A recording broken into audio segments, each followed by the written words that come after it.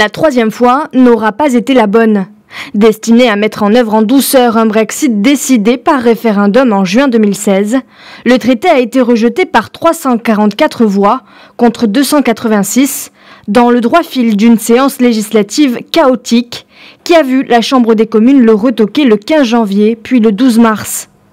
Ce vote est un cinglant désaveu pour la première ministre conservatrice Theresa May, qui a âprement négocié ce texte de près de 600 pages. L'adoption de l'accord était censée permettre au Royaume-Uni de quitter le giron de l'Union européenne le 22 mai, avec une période de transition jusqu'au 31 décembre 2020, afin d'éviter une rupture trop brutale. Ironie de l'histoire, ce vote a eu lieu le même jour où le Royaume-Uni aurait dû théoriquement quitter l'Union européenne, ce vendredi 29 mars. Et maintenant, le gouvernement a désormais jusqu'au 12 avril pour proposer un plan B aux dirigeants de l'Union européenne. Sinon, le Royaume-Uni quittera ses partenaires européens sans accord et sans transition. Un scénario cauchemar pour les milieux économiques, mais aussi pour Theresa May.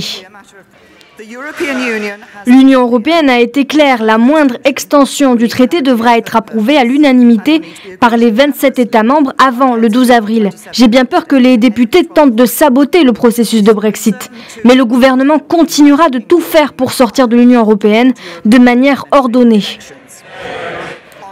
Dans une ultime tentative pour sauver ce traité, Theresa May avait promis mercredi qu'elle quitterait ses fonctions si son texte était approuvé, cédant aux appels d'élus de son camp qui conditionnaient leur soutien à sa démission.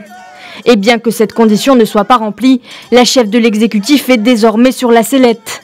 Prochain épisode de cette affaire, lundi, en cause les dispositions de l'accord relatif au filet de sécurité, prévoyant, en l'absence d'autre solution, le maintien du Royaume-Uni dans une union douanière avec l'Union européenne et un alignement plus poussé de Belfast sur les normes européennes, afin d'éviter le retour d'une frontière physique avec l'Irlande.